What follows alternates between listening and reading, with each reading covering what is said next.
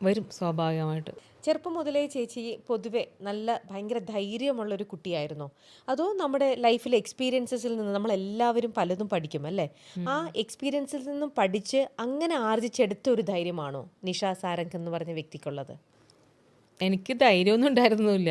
ചെറുപ്പത്തിലെ ഞാനിങ്ങനെ വന്ന ടൈമിലൊക്കെ എല്ലാവർക്കും അറിയാവുന്ന കാര്യം. എൻ്റെ കൂടെ ആദ്യം വർക്ക് ചെയ്തിരുന്ന എല്ലാവർക്കും അറിയാം. എനിക്ക് വേണ്ടി എന്തെങ്കിലും കാര്യങ്ങൾ ഉണ്ടെങ്കിൽ പോലും എനിക്ക് വേണ്ടി സംസാരിക്കുന്ന വേറെ ആരെങ്കിലും ആയിരിക്കും. ഞാൻ മിണ്ടില്ല. പോട്ടെ കുഴപ്പമില്ല എന്ന് പറയുന്ന ആളാണ് ഞാൻ. ഞാൻ അതിലേക്കൊന്നും കടക്കുന്നില്ല. ഇപ്പം നമുക്ക് സോഷ്യൽ മീഡിയയിലൂടെ ഇതിന് ചേച്ചിക്ക് എഗെയിൻസ്റ്റ് ആയിട്ടും ചേച്ചി ഇതായിട്ടൊക്കെ പലരും ഇപ്പോൾ പലതും വന്ന് സംസാരിച്ച് പോകുന്നുണ്ട്. ആ പ്രശ്നങ്ങൾ എന്തോ അതവിടെ നിൽക്കട്ടെ. നമുക്ക് ആ പ്രശ്നങ്ങളിലേക്കൊന്നും ഞാൻ കടക്കുന്നില്ല. അതവിടെ നിൽക്കട്ടെ. ചേച്ചി നമ്മുടെ ഇപ്പം എൻ്റെ കുടുംബത്തിലാണെങ്കിലും ചേച്ചിയുടെ കുടുംബത്തിലൊക്കെ ആണെങ്കിലും അഭിപ്രായ വ്യത്യാസങ്ങളും എല്ലാവരുടെയും വീട്ടിൽ നടക്കുന്ന ഒരു കാര്യമാണ്. ഇപ്പോൾ ഈ ഒരു സെറ്റിലാണെങ്കിൽ പോലും നിങ്ങളുടെ ആർട്ടിസ്റ്റുകളുടെ ഇടയിൽ നടക്കുന്ന അഭിപ്രായ വ്യത്യാസങ്ങളിൽ എപ്പോഴും നമ്മുടെ കുടുംബത്തിലാണെങ്കിൽ പോലും അതെപ്പോഴും വലിയ ആൾക്കാർ തമ്മിലുള്ള അഭിപ്രായ വ്യത്യാസങ്ങൾ കുഞ്ഞുങ്ങളെയാണ് കൂടുതലും എഫക്റ്റ് ചെയ്യുന്നുണ്ടാവുക. അവർക്ക് കാര്യത്തിൻ്റെ ഗൗരവമൊന്നും ശരിക്കും മനസ്സിലാവില്ല. അവരെ അത് വല്ലാണ്ട് വിഷമിപ്പിക്കും അല്ലേ? ഈ പറയുന്ന പോലെ ഈ ലൊക്കേഷനിലാണെങ്കിലും നിങ്ങൾ ആർട്ടിസ്റ്റുകൾ തമ്മിലുള്ള അഭിപ്രായ വ്യത്യാസങ്ങൾ ഈ സെറ്റിലും കുറച്ച് കുട്ടികളുണ്ട്. അവരെ ഇത് ഏതെങ്കിലും ഒരു അർത്ഥത്തിൽ ബാധിച്ചിട്ടുണ്ടാവുമോ? പിന്നെ ബാധിച്ചിട്ടുണ്ടാവും. അവരുടെ മനസ്സിലൊക്കെ ഉണ്ടാവുമല്ലോ. നമ്മളില്ലാത്തപ്പോൾ ഒരു വിഷമം അവർക്ക് എന്തായാലും ഉണ്ടാവും. അപ്പോൾ അത് നമ്മളിപ്പോൾ അത് ചിന്തിച്ചാൽ വിഷമം നമുക്കും ഉണ്ട്. ഇല്ല എന്നില്ല പറയാൻ പറ്റുമോ? നമുക്കും വിഷമമുണ്ട്. പക്ഷേ അൾട്ടിമേറ്റ് നമുക്ക് ജീവിക്കണം, അന്നം വേണം, ജോലി എടുക്കണം അല്ലേ? തൊഴിൽ ചെയ്യാണ്ട് നമുക്ക് എന്തായാലും കാശ് കിട്ടില്ല. തൊഴിൽ ചെയ്ത് പറഞ്ഞ പോലെ കഴിഞ്ഞ ദിവസം ഏതൊരു യൂട്യൂബർ പറഞ്ഞതാണ്, ഇവർക്കൊക്കെ വേറെ വല്ല പാത്രം കഴുകാനും പോയിക്കൂടെ, അല്ലെങ്കിൽ വേറെ എന്തെങ്കിലും എന്താണ് ഹോട്ടലോ വല്ലതുമായിട്ട് ജീവിച്ചൂടെ എന്നൊക്കെ അവർ പറഞ്ഞിട്ടുണ്ടായിരുന്നു. അപ്പോൾ പുള്ളി പറഞ്ഞ പോലെ എന്തെങ്കിലുമൊക്കെ ജോലി ചെയ്ത് ജീവിക്കണം. ഒരു വഴി ഒരു ഡോർ അടച്ചു എന്ന് വെച്ചിട്ട് എല്ലാം ഇതാവില്ല. അതാണ് എനിക്ക് മറ്റേ സൈഡിൽ അതാണ് നമുക്ക് വേണ്ടി അതെ പുള്ളി ഇങ്ങനത്തെ യൂട്യൂബർമാർ പറയണ കേൾക്കുമ്പോഴേ നമുക്ക് ചിരി വരും സത്യം പറഞ്ഞാൽ, ഇല്ലേ? ശരിക്കും ഇപ്പോൾ ഒരു സ്ഥലത്ത് നമ്മൾ ചെയ്തില്ലെങ്കിൽ അടുത്ത സ്ഥലത്ത് ഞാൻ അവിടെ നിന്ന് പോയിട്ട് ഞാൻ ഇത്രയും ദിവസം ഇല്ല കേട്ടോ, ഇപ്പോൾ ഒരു മാസം ഹോസ്പിറ്റലിൽ അഡ്മിറ്റും ഒരു മാസത്തോളം ഹോസ്പിറ്റലിൽ അഡ്മിറ്റ് ആയിരുന്നു. അതിനുശേഷം റെസ്റ്റിലുമായിരുന്നു. കാരണം ഒരു മാസം ബെഡ് റെസ്റ്റ് വേണമായിരുന്നു. അപ്പോൾ എഴുന്നേറ്റ് ജസ്റ്റ് നമുക്ക് നമ്മളെ പ്രാഥമിക കാര്യങ്ങൾ നിർവഹിക്കാനേ പറ്റുള്ളായിരുന്നു. ബെഡ് റെസ്റ്റ് ആയിരുന്നു. അതിനുശേഷം എണീറ്റ് ഇപ്പോൾ പുറത്തേക്ക് വന്നു തുടങ്ങി. പിന്നെ അതിനു മുന്നേ ഫസ്റ്റ് അവിടെ നിന്ന് ഇറങ്ങിയതിന് ശേഷം കുറച്ച് ദിവസം ഡെഡായിപ്പോയി, ഞാൻ മൊത്തത്തിൽ ഇതായിപ്പോയായിരുന്നു ഞാൻ. അപ്പോൾ അത് ഒരു 1.5 മാസത്തോളം കൗൺസിലിങ്ങും കാര്യങ്ങളൊക്കെ ആയിരുന്നു. അപ്പോൾ അത് ഡിപ്രഷനിലേക്ക് പോയായിരുന്നു. അപ്പോൾ അത് കഴിഞ്ഞിട്ട് പിന്നെ എനിക്ക് ഒരു 4-5 പടം ചെയ്യാനുണ്ടായിരുന്നു. അപ്പോൾ എല്ലാത്തിൻ്റെ രണ്ടെണ്ണത്തിൻ്റെ ബാലൻസ് ഉണ്ടായിരുന്നു, നേരത്തെ ചെയ്തതിൻ്റെ ബാലൻസ്. അപ്പോൾ എനിക്ക് ഇങ്ങനത്തെ ഒരു അവസ്ഥ കൊണ്ട് അത് ചെയ്യാനും പറ്റിയില്ല. അപ്പോൾ അതുകൊണ്ട് അത് പിന്നെ തുടങ്ങി, അത് ഞാൻ ചെയ്തു തീർത്തു. പിന്നെ ഒരു 3 പടം വേറെ പുതിയത് 3 ഫിലിം ചെയ്യാനുണ്ടായിരുന്നു. അതിന് ശേഷം ആ 3 ടപ്പേന്ന് എന്ന് വെച്ചാൽ അടുപ്പിച്ചടുപ്പിച്ച് തന്നെ ഒരു ഡേറ്റും വെച്ചു. അപ്പോൾ ഒന്ന് കഴിഞ്ഞപ്പോൾ ഒന്ന് അങ്ങനെ. അപ്പോൾ കണ്ടിന്യൂസ് അങ്ങനെ ആ ഒരു 3 മാസം അങ്ങനെ അങ്ങ് പോയി. 3 മാസം ഇങ്ങനെയും പോയി. ഇപ്പോൾ 6 മാസം കഴിഞ്ഞപ്പോൾ 7 മാസമായില്ലേ അവിടെ നിന്ന് പോന്നിട്ട്. 7 മാസമായി, 7 മാസം കഴിഞ്ഞു. 7 മാസമായി. അപ്പോൾ 3 മാസം കൊണ്ട് ആ പടവും തീർത്തു. ആ 3-4 പടം ഉണ്ടായിരുന്നു, അതും തീർത്തു. ഇതെല്ലാം പെൻഡിങ് ഉള്ള പടം അതും തീർത്തു. നേരെ പോയി ഹോസ്പിറ്റലിൽ അഡ്മിറ്റ് ആയതാണ്. വേദന ഉണ്ടായിരുന്നു, നല്ല വേദനയായിരുന്നു, ഈ ഉറങ്ങാൻ പറ്റാത്ത വേദനയായിരുന്നു. പോയി അഡ്മിറ്റായി.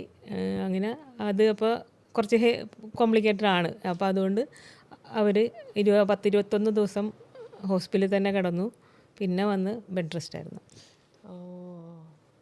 ഇനി ബെഡ് റെസ്റ്റ് ഒക്കെ മാറി ചേച്ചി എല്ലാം ആരോഗ്യവതിയായിട്ട് പൂർണ്ണമായിട്ട് എണീറ്റ് വരുമ്പോഴത്തേക്ക് ചേച്ചിക്ക് കുറേ നല്ല സിനിമകൾ കാത്തിരിക്കുന്നുണ്ടാവും.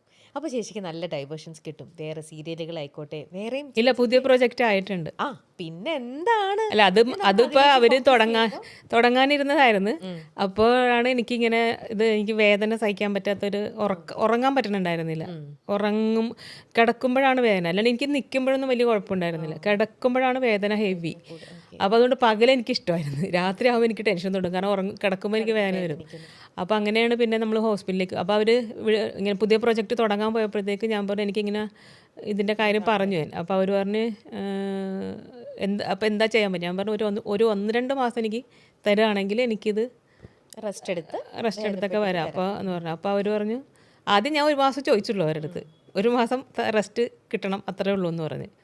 അപ്പോൾ അവർ പറഞ്ഞു ഓക്കെ എന്ന് പറഞ്ഞു. അങ്ങനെ പോയി ചെന്നപ്പോഴാണ് ഇത് കോംപ്ലിക്കേറ്റഡ് ആണ് പ്രശ്നം. അപ്പോൾ അവർ അത്രയും ദിവസം അഡ്മിറ്റ് ചെയ്യേണ്ടി വന്നു.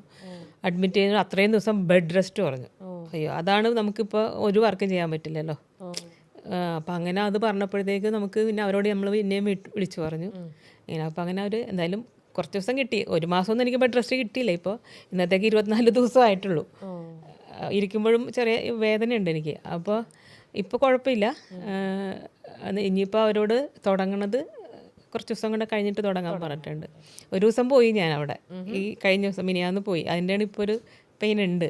കാരണം വെച്ചാൽ അത്യാവശ്യം ഒരു ഇച്ചിരി എടുക്കണമായിരുന്നു അവർക്ക്. അപ്പോൾ അതുകൊണ്ട് പോയി ഒന്ന് സ്റ്റാർട്ട് ചെയ്തിട്ട് എന്താണെന്ന് പറയാൻ പറ്റുമോ? ഇല്ല, അതിപ്പോൾ പറയണില്ല എന്താണെന്ന്. ഓക്കെ, അതെന്തെങ്കിലും ആയിക്കോട്ടെ. അപ്പോൾ ഉടനെ തന്നെ നമുക്ക് ഇഷ്ടപ്പെട്ട നമ്മുടെ അത് വരുമെന്ന് ഞാനിപ്പോൾ അതുകൊണ്ട് പറഞ്ഞു സ്റ്റാർട്ട് ചെയ്ത് വെച്ചിട്ടുണ്ട്. എങ്കിൽ പോലും എൻ്റെ ആരോഗ്യാവസ്ഥ എങ്ങനെ പോകുമെന്ന് എനിക്കറിയില്ല. പറ്റും ചേച്ചി, അതാണ് പ്രശ്നം. പറ്റും. അപ്പോൾ ചേച്ചിക്ക് ഇപ്പം മനസ്സിനെ വിഷമിപ്പിച്ച പ്രശ്നങ്ങളെല്ലാം ചേച്ചിക്ക് മറക്കാനും പറ്റും.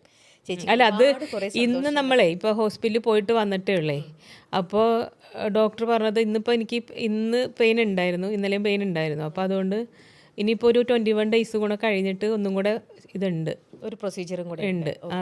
അപ്പോൾ അത് കഴിഞ്ഞാലേ അവർക്ക് പറയാൻ പറ്റുള്ളൂ എനിക്കിനി എപ്പോൾ വർക്ക് ചെയ്യാൻ പറ്റും. അപ്പോൾ ഇന്നും ഡോക്ടർ പറഞ്ഞത് അനങ്ങരുതെന്നാണ് പറഞ്ഞു വിട്ടിരിക്കണേ. അപ്പോൾ അതാണ്. അപ്പോൾ പുള്ളി പറഞ്ഞത് അനങ്ങാത്ത എന്തെങ്കിലും നിന്നൊക്കെ ഉള്ള എന്തെങ്കിലും അത് നമുക്ക് പറ്റും എപ്പോഴും.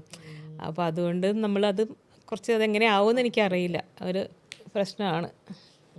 നോക്കാം, നമുക്ക് ഞങ്ങളും പ്രാർത്ഥിക്കാം ചേച്ചി എത്രയും പെട്ടെന്ന് അവർ വെയിറ്റ് ചെയ്യട്ടെ. 1 മാസം കൂടെ അവർക്ക് വെയിറ്റ് ചെയ്യാൻ പറ്റട്ടെ. അതെന്തുമായിക്കോട്ടെ, അവർക്ക് നിശ്ചയിച്ച് തന്നെ വേണം എന്നുള്ള രീതിയിൽ തന്നെ പോട്ടെ. അവർ 1 മാസം കൂടെ വെയിറ്റ് ചെയ്തിട്ട് ചേച്ചി കംപ്ലീറ്റ് ആയിട്ട് ഫുൾ ഫ്രഷ് ആയിട്ട് നന്നായിട്ട് ചേച്ചിക്ക് ആ പ്രൊജക്റ്റിൽ ഫുൾ കോൺസെൻട്രേറ്റ് ചെയ്യാൻ പറ്റട്ടെ. അപ്പോൾ അത് ചെയ്യാം. അപ്പോൾ നമുക്കറിയാം അതെന്താണ് ചേച്ചി ചെയ്യുന്ന ആ ഒരു പ്രൊജക്റ്റ് എന്നുള്ളത്. നമ്മൾ ഏത് സ്ഥലത്താണെങ്കിലും ജോലി ചെയ്യാൻ ചെന്ന് കഴിയുമ്പോൾ നമ്മൾ അവിടുത്തെ ആൾക്കാരൊക്കെ ആയിട്ട് പഴകി അവരൊക്കെ ആയിട്ട് അടുത്ത് കഴിയുമ്പം നമ്മൾ പ്രൊഫഷണൽ ആയിട്ടുള്ള റിലേഷൻ മാത്രമായിരിക്കില്ല അവരായിട്ട് കീപ്പ് ചെയ്യുക. നമ്മൾ അവരായിട്ട് നമ്മൾ അടുക്കും, നമ്മുടെ വീട്ടിലേക്ക് അവരെ കൊണ്ടുപോകും, അവരുടെ വീട്ടിലേക്ക് നമ്മൾ പോകും. അങ്ങനെ നമ്മൾ നമ്മുടെ വീട്ടുകാരിൽ ഒരാളെ പോലെ തന്നെ, അത് ഏത് ജോലി സ്ഥലത്തുള്ള ആൾക്കാരാണെങ്കിലും അതെ, നമ്മൾ ഫാമിലീനെ പോലെ അവരെ കണ്ടുപോകും അല്ലേ. പക്ഷേ ചേച്ചിക്ക് എപ്പോഴെങ്കിലും തോന്നിയിട്ടുണ്ടോ നമ്മുടെ വർക്ക് ചെയ്യുന്ന സ്ഥലത്തെ ആൾക്കാർ പ്രൊഫഷണലായിട്ട് തന്നെ നമ്മൾ നിർത്തണം, അവരെ നമ്മുടെ പേഴ്സണൽ റിലേഷനിലേക്ക് കൊണ്ടുപോവുകയേ വേണ്ട, അത് ശരിയാവില്ല എന്ന് എപ്പോഴെങ്കിലും ചേച്ചിക്ക് തോന്നിയിട്ടുണ്ടോ? ഞാൻ ഇവിടെ വരുന്നതിന് മുന്നേ വരെ ഒരാളും എൻ്റെ വീടുമായിട്ടൊരു ബന്ധം ഉണ്ടായിരുന്നില്ല. വർക്ക് ചെയ്യുക, വീട്ടിൽ പോവുക, വീട്ടിലെ കാര്യങ്ങൾ നോക്കുക, വീടും വർക്കും തമ്മിൽ, വീട്ടിലെ വർക്കിന് പോകുന്ന ആൾക്കാരോ വീടും തമ്മിൽ ഒരു കണക്ഷൻ ഉണ്ടായിരുന്നില്ല.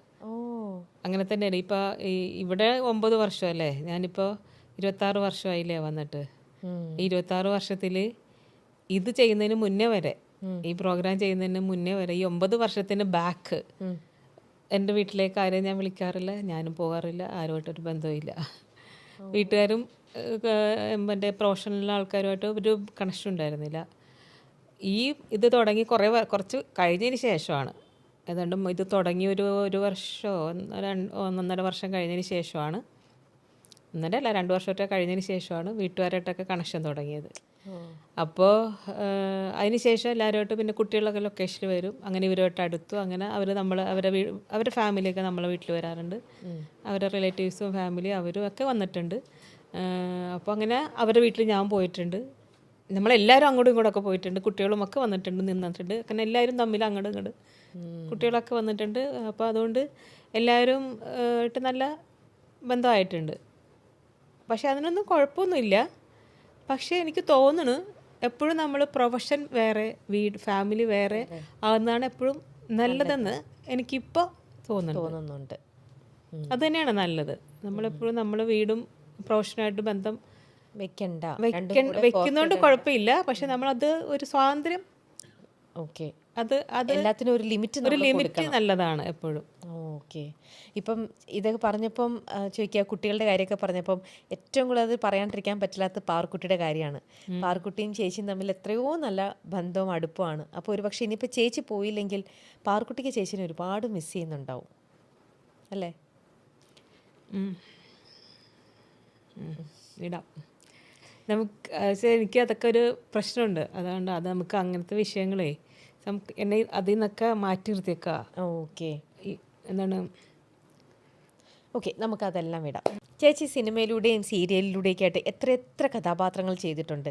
ചിലപ്പം ചേച്ചിക്ക് തോന്നിയിട്ടുണ്ടാകും, ഓ ഇത് ടൈപ്പ് കാസ്റ്റ് ചെയ്ത് വന്നല്ലോ. ചില ക്യാരക്ടർ റോളിന് ഒരു സിമിലാരിറ്റി ചിലപ്പോൾ തോന്നുമായിരിക്കാം. കാരണം നിരവധി എത്രയോ എണ്ണമാണ് ചേച്ചി ചെയ്തിരിക്കുന്നത്. പക്ഷേ അതിൽ തന്നെയും ചിലപ്പോൾ ആ കഥാപാത്രം അതിൻ്റെ സ്ക്രിപ്റ്റ് വായിക്കുമ്പോൾ അല്ലെങ്കിൽ ആ കഥാപാത്രം ചെയ്യുമ്പോൾ ഇത് ഭയങ്കര ഒരു ചാലഞ്ചിങ് ആണല്ലോ, ഞാൻ ഇതിലേക്ക് ഈ ഒരു കഥാപാത്രം എനിക്ക് ഭയങ്കര ത്രില്ലായിട്ട് തോന്നി, അല്ലെങ്കിൽ എനിക്കത് ഇനിയും ചെയ്യണം ഇത്തരത്തിലുള്ള. അങ്ങനെ ചേച്ചീനെ ഏറ്റവും കൂടുതൽ ഇഷ്ടപ്പെടുത്തിയ കഥാപാത്രങ്ങൾ അതെന്താണ്? എനിക്ക് ലോനപ്പൻ്റെ മാമോദീസ ഭയങ്കര ഇഷ്ടപ്പെട്ട കഥാപാത്രമാണ്. മേപ്പടിയാൻ ഇഷ്ടപ്പെട്ട കഥാപാത്രമാണ്. പ്രകാശം പറക്കട്ടെ ഏറ്റവും ഇഷ്ടപ്പെട്ട ഒരു കഥാപാത്രങ്ങൾ.